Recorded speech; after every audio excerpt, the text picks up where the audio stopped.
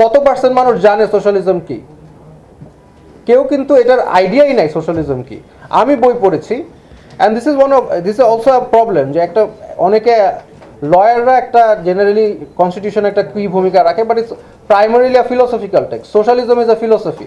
So আমরা কি আদৌ সোশ্যালিজম চাই কি না, এবং সোশ্যালিজম সম্পর্কে আদৌ কেউ কিছু বুঝে কি না, সেটাই এখনো কোয়ান্টিফাই করা নেই। আপনারা বলে দিচ্ছেন এটার স্পিরিট অফ 2024 বা 71-এর হচ্ছে socialism. Who are deciding this things? এবার আসেন আর্টিকেল 2A।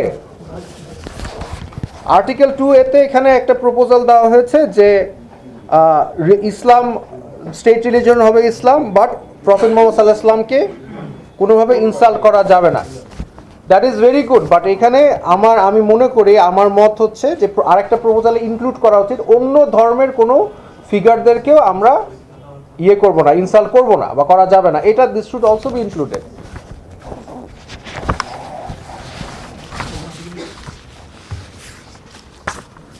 আবার এখানে আর্টিকেল 8-এ এখন বলা হচ্ছে, এটা একটা ভেরি প্রবলেমেটিক আর্টিকেল। এখানে অনেক কিছু ফিলোসফি দেওয়া আছে। সেকুলারিজম, এটা তো মানে সেকুলারিজম যে কত ভয়ঙ্কর একটা আইডিয়া, এটা কত ননসেন্সিক্যাল আইডিয়া, এটা নিয়ে আমি একটা লেকচার দিতে পারবো, যেটা আমি এখন দিব না। বাট আমি এতটুকু বললাম যে সেকুলারিজম যদি বাস্তবায়ন হয়, যে ম্যাকিওর অ্যান্ড টেইলরের একটা বই আছে, secularism and freedom of conscience, এখানে মানে বলা হচ্ছে যে সেকুলারিজম যদি বাস্তবায়ন হয়, তাহলে আমরা যারা যে কোনো ধর্মে বিশ্বাসী, তারা সেকেন্ড ক্লাস নাগরিক হয়ে যায়। কারণ আমরা যারা সেকুলারিজমের আইডিয়াস বিশ্বাস করি না, অ্যান্ড মানে আদৌ আপনাকে আমার উপর সেকুলারিজম চাপিয়ে দিবেন? আমরা তো বিশ্বাস করি না সেকুলারিজম। ধর্মনিরপেক্ষতা মানে কি? ধর্মনিরপেক্ষতা শুনতে সুন্দর, আসলে তো আপনারা আমাকে দ্বিতীয় শ্রেণীর নাগরিক বানিয়ে ফেলছেন। ধর্মনিরপেক্ষতা আপনার আদর্শ, আপনার দর্শন আমার উপর চাপিয়ে দিয়ে। ধর্মনিরপেক্ষতা মানে একটা আমাদের শুনতে ভালো লাগলে আসল অর্থ হচ্ছে যে কোনো ধর্মের ভ্যালু বা নৈতিকতার মানদণ্ড আপনি মানতেছেন না, আপনারটা আমার মানতে হচ্ছে। এটা নিয়ে আরও দীর্ঘ আলোচনা করা যাবে, এটা আমি এখন করব না। বাট আমরা যেহেতু সবাই এইখানে যারা এসেছেন, আমার পক্ষের যারা ভ্যালুজ রাখে, আমার বিপক্ষে রাখে, তারাও একমত সেকুলারিজম থাকা যাবে না। সো আই থিঙ্ক এটা নিয়ে আমার আর বিস্তারিত আলোচনা দরকার নাই। কিন্তু এখানে যেমন বলা আছে ডেমোক্রেসির কথা, গণতন্ত্রের কথা, যে এই জন্যই আর কি, যে শুধু আইনজীবী দিয়ে আসলে কনস্টিটিউশনের তা উচিত না, ফিলোসফার দরকার। গণতন্ত্র, what kind of democracy do you want? আমরা কি লিবারাল ডেমোক্রেসি চাই, ডাইরেক্ট ডেমোক্রেসি চাই, রিপ্রেজেন্টেটিভ ডেমোক্রেসি চাই? এগুলো কিন্তু বাংলাদেশের জনগণ কিন্তু কি ডেমোক্রেসি চায় সেটা নিয়ে তাদের একটা আইডিয়া আছে। যেটা আমি বুঝি, বাংলাদেশের জনগণ এপিস্টোক্রেটিক ডেমোক্রেসি চায়। এটার মানে কি? মানে হচ্ছে ডেমোক্রেটিক রিপ্রেজেন্টেশন যে কেউ হতে পারবে না, যাদের মিনিমাম জ্ঞান আছে তারা হতে পারবে। এটাকে বলে এপিস্টোক্রেটিক ডেমোক্রেসি।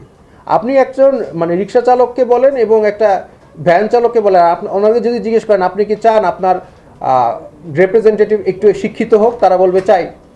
এই জন্যই বাংলাদেশের মানুষ যারা মিনিমাম শিক্ষিত না, তাদেরকে পার্লামেন্টে চায় না। সো এটা কিন্তু ডিরেক্ট ডেমোক্রেসি না, এটাকে বলে এপিস্টোক্রেটিক ডেমোক্রেসি। সো আমরা কি ডেমোক্রেসি চাই সেটা নিয়েও আমাদের আলোচনা করাটা খুবই জরুরি। এবং এগুলো না করে জাস্ট একটা ডেমোক্রেসি বলে দিলে ইটস নট এনাফ। আর্টিকেল 12A-র আপনারা প্রপোজাল দিয়েছেন যে ফান্ডামেন্টাল রাইটস অফ আদার্স, এবং কি বলেছেন, রিলিজিয়াস ডাইভার্সিটি, এগুলি বলেছেন। সো এখন আমার কথা হচ্ছে যে মানবতা, এই যে প্রিন্সিপালস অফ হিউম্যান রাইটস বলেছেন। What do you mean by human rights? মানব অধিকার কি এবং মানব অধিকারের ডেফিনিশনটা কি? যে কেউ একটা মানবাধিকার আমার উপরে, যে পশ্চিমাদের ওই দ্বিতীয় বিশ্বযুদ্ধের পরে আপনি মানবাধিকার যেটা ঢুকিয়ে দিবেন, সেটাই কি মানবাধিকার? আমাদের এই পশ্চিমা মাইন্ডসেট থেকে বের হয়ে আসতে হবে। তো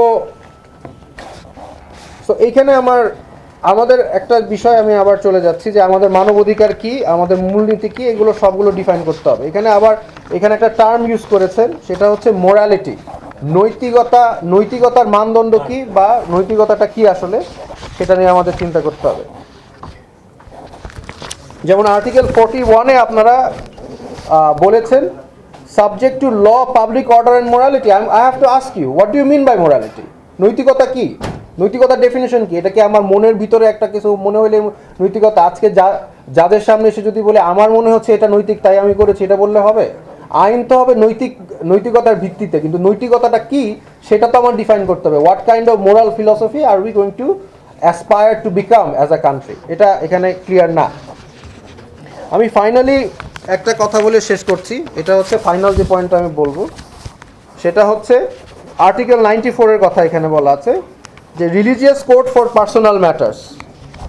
Y personal matters? Why only personal matters? আমার কি পাবলিক ম্যাটার্স নাই আমার ধর্মে? আমি কি তখন পাবলিকে গেলে আমি নাস্তিক হয়ে যাব আর প্রাইভেটে গেলে আস্তিক হয়ে যাব? এই ধরনের মেন্টাল ডিসোনেন্স সংবিধান থেকে এখন বের করার সময়, বা আমাকে এক্সপ্লেনেশন দিতে হবে। আপনি এটা রাখলে আমাকে এক্সপ্লেনেশন দেন, what do you mean by personal matters for Muslim? What about public matters? What will I do then?